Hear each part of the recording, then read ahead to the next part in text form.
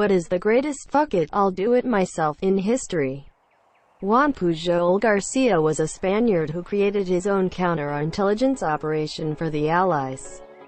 During WW2, initially, he approached British and American intelligence to offer them his services, but both countries rebuffed him.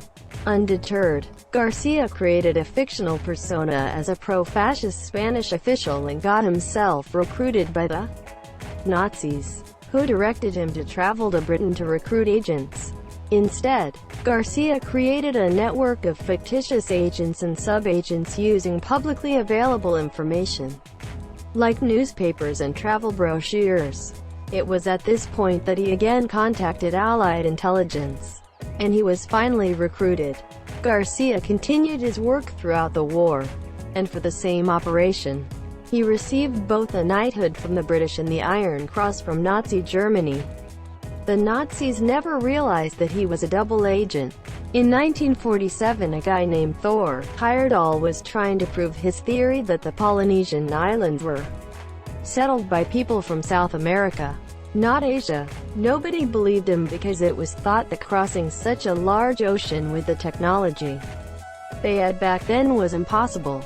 So he decides to build a boat using only the tools and materials available at the time these migrations took place. And then he sailed that boat across the Pacific Ocean, nearly dying in the process, but ultimately making it to the Polynesian Islands.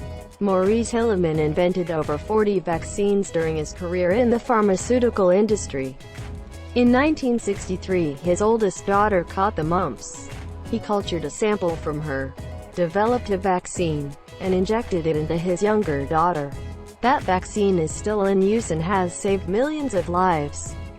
In total, it's estimated that his work has saved 118 million lives globally.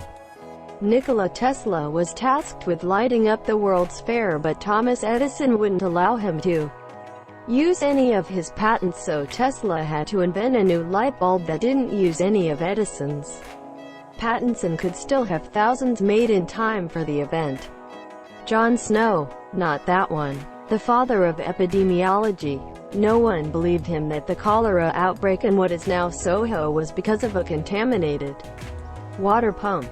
He broke it. They arrested him for vandalism and held him until the outbreak suddenly ended. Edit. Corrected the location.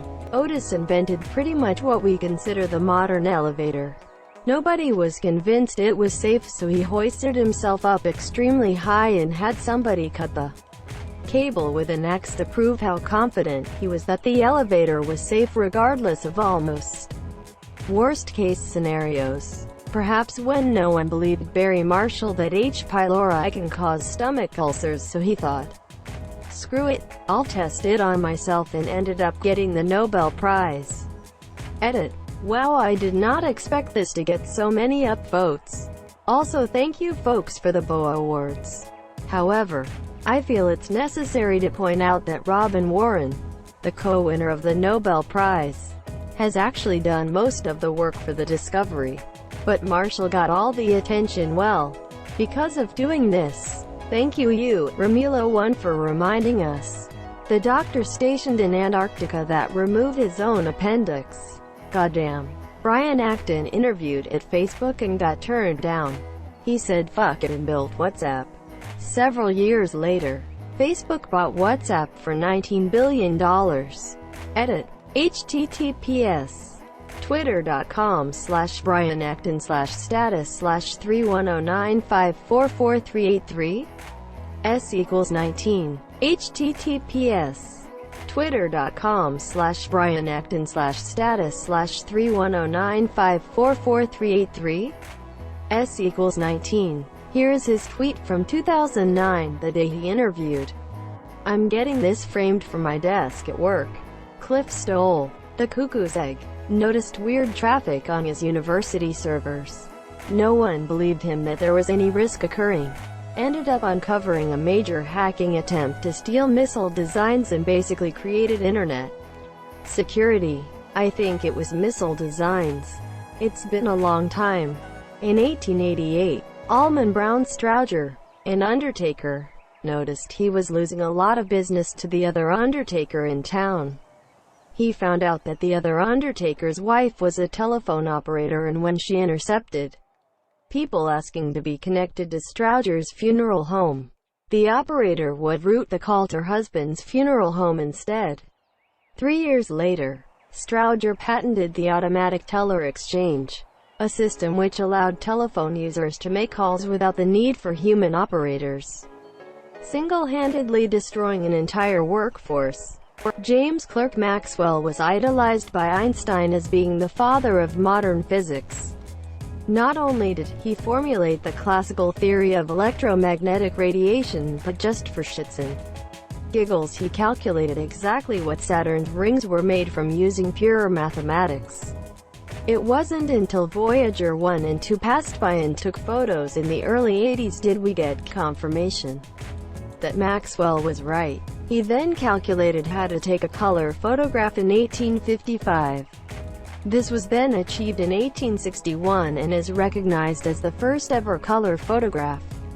Probably the time Nando Parrado and Roberto Canessa decided they couldn't wait around any longer, and legged it for 10 days across the Andes with no warm clothes, climbing gear, or food except some scraps of their dead friends stuffed into a sock.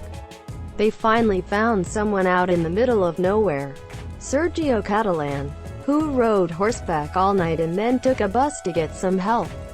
The mountain climbers had come from the wreckage of a crashed plane that everyone had been looking for over 2 months. They needed help for the other survivors who were injured and starving. They saved 14 of their friends. Jonas Salk needed human subjects to test his polio vaccine. That's normally a long process, and he wanted to make the vaccine available as quick as possible, so he just experimented on himself. Henry VIII couldn't get his way with the Pope, so he made the Church of England so he could do what he wanted. It's gotta be Amo Koivun, and he was a Finnish soldier in the Second World War when the Finns were trying to reclaim land from the Soviets. He got separated from his unit mid-war in the middle of nowhere. He was the one tasked to carry the drugs they held in case of injury or tiredness, one of which was Pervitin, which was literal meth in a tablet form. Instead of just taking 1 or 2, he downed the whole bottle and went on a weeks-long methed-up rampage. He got hit by a landmine, evaded Soviet soldiers, caught a bird and ate it raw, all while on skis. He finally made it back to finish lines where on arrival, he weighed only 90 pounds or so and had a heart rate of 200 beats per minute. He ended up living for another 45 years. Edit. Here's https thedorkages.com/amo-koivun and -the-finish-soldier-that-survived-everything/ an article if you want to read more and see a pic of his unyielding stare. A man who was a tractor mechanic company owner made a good chunk of money and bought a Ferrari. He felt that the car wasn't as good as it could be, and it wasn't very comfortable. So he brought his complaints all the way to Enzo Ferrari, the owner of the company. Enzo insulted the man, saying a mere tractor mechanic didn't know how to make a sports car. That sparked a rivalry that lasts to this day. That man was Ferruccio Lamborghini. Edit. Thanks to you, TDS 755, and you, King Chameleon 07, for correcting me.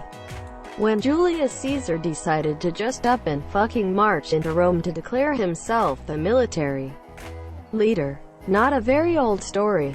Manji, or the mountain man, lived in a very remote village of India, whose route to nearby was blocked a mountain, and hence villagers had to climb it every time. And they had to do that daily to get essential supplies. During one of these trips, his wife fell down the mountain. He loved her a lot. He tried first to persuade the gov to do a mountain tunnel project there, but to vain. So he went on alone to break the entire mountain with just an axe. He did that for 10+ years and finally succeeded. There is a Bollywood movie on him too. Title: Manji, the Mountain Man. When Nintendo turned down a collab with Sony, then Sony said, "Fuck it, we'll do it ourselves." The rest is history. During the American Revolution, John Paul Jones sailed over to England to burn down British naval ships. He succeeded, of course, and made back safely. After the revolution, he was even pardoned by the town that he burned most of the ships in. Well, you actually watched the whole video. I'd give you a high five if I was a human. Make sure to click the like button and subscribe for more great content. See you next time.